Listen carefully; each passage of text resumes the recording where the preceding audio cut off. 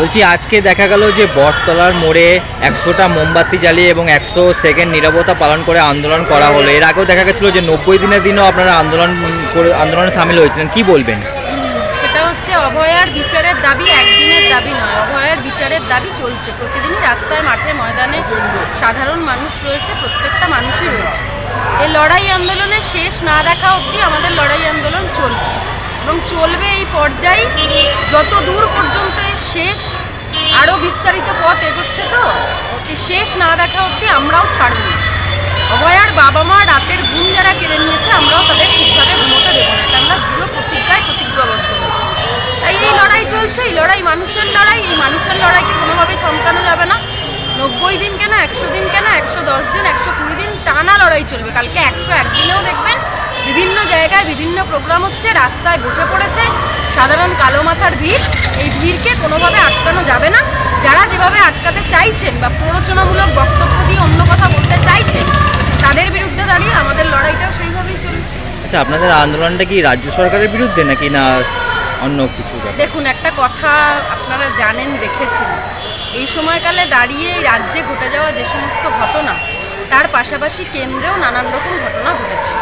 আমরা দেখলাম তো কিছু দিন আগে, কয়েক মাস আগে ব্রিজভূষণ শরণ সিং, বিজেপির একজন এমএলএ, সেই সময়কালে দাঁড়িয়ে কুস্তিগিরদের যেভাবে তাদেরকে নানান রকমভাবে রাস্তায় ফেলে সেই সময় মারা হলো এবং মেয়েদেরকে মলেস্ট করার পরও তার কোনো রকমভাবে কোনো শাস্তি হলো না।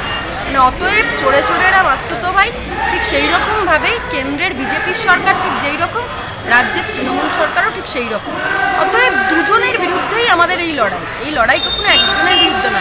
মনুবাদী একটা সরকার চলছে, সেই সরকার বলছে মেয়েদের কাজ হবে হেসেল সামলানো, মেয়েদের কাজ কোনো প্রতিবাদী লড়াই আন্দোলন না। তার মানেই বুঝে নেন, আমরা মণিপুরে দেখলাম মনুবাদী কালচার চালাতে চাইলেন এবং মণিপুরের মধ্য দিয়ে আমরা দেখলাম মেয়েদেরকে কীভাবে রাস্তায় টেনে নামিয়ে তাদেরকে উলঙ্গ করে তাদেরকে নানান রকমভাবে ঘোরানো হলো। এটা মধ্যযুগীয় বর্বরতার বিরুদ্ধে আমাদের সর্বাত্মক লড়াই সব জায়গায় জারি আছে।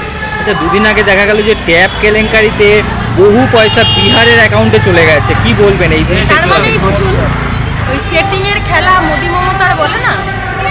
রাত্রিবেলা আমাদের রাজ্যের যে সরকার, সেই রাজ্যের সরকার আর কাউকে, রাজ্যের সরকারের যিনি মুখ্যমন্ত্রী, আর কাউকে মিস কল দিয়ে ফোন না করুক, আমাদের কেন্দ্রের সরকার তার দাদাভাইকে দিয়ে ফোন করবে। মানে এই দুটো দলের মধ্যে কোনো পার্থক্য নেই। মমতা ব্যানার্জি যদি সাদা শাড়ি পরেন, নরেন্দ্র মোদী হয়তো সাদা ধুতি পরেন, তাই যা পার্থক্য।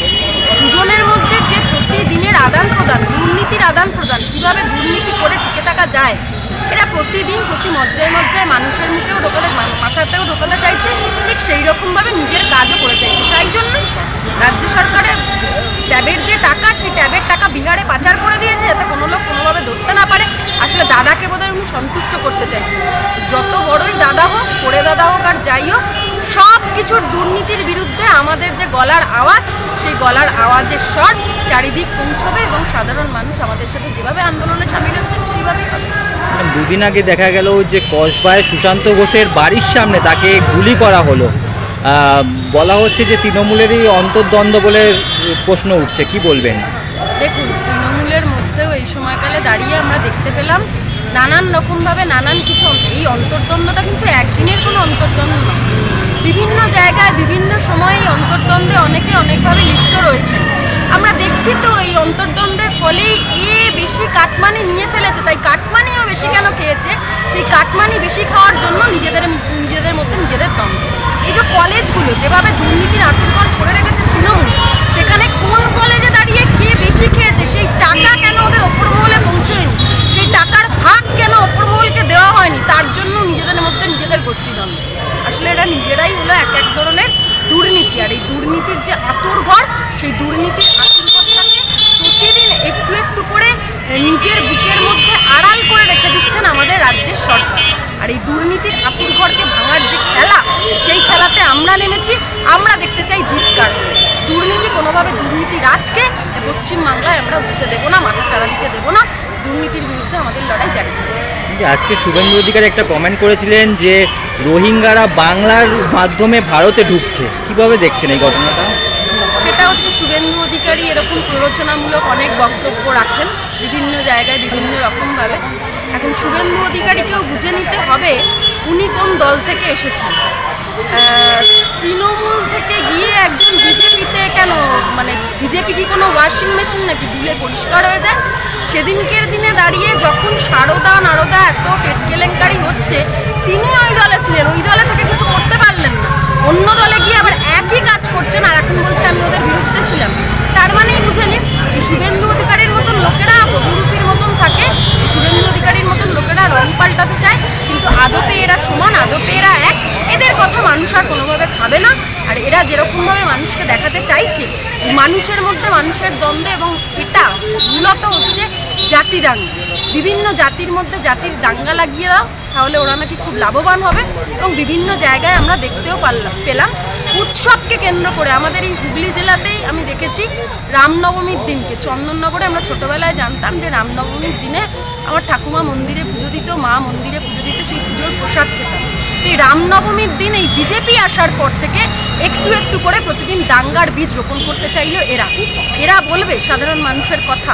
আর এটা ঠিক সেই রকমভাবেই এরা দাঙ্গার পরিবেশ নতুন করে সূচনা করতে চাইছে। কারণটা কি জানেন? এই তিলোত্তমা খুনের সমস্ত বিচারকে যাতে আটকে দেওয়া যায়, এই তিলোত্তমা খুনিদের বিচার যাতে কোনোভাবে না হয়, এবং তিলোত্তমার যে বিচার চেয়ে আমাদের আন্দোলন, এই আন্দোলনকেও যাতে থমকে দেওয়া যায়, তার জন্য উনি আর একটা করে পথ তৈরি করতে চাইছেন। আমরা এই সমস্ত পথ তৈরি করতে দেব না। সাম্প্রদায়িক সম্প্রীতির স্বার্থে আমাদের লড়াই, এই সাম্প্রদায়িকতার বিরুদ্ধে আমাদের লড়াই, এই লড়াইও আমাদের একই সাথে চলবে। আপনার নাম? নবনীতা চক্রবর্তী। আপনি আন্দোলনকারী? হ্যাঁ, নাগরিক সমাজে, তাই? হ্যাঁ।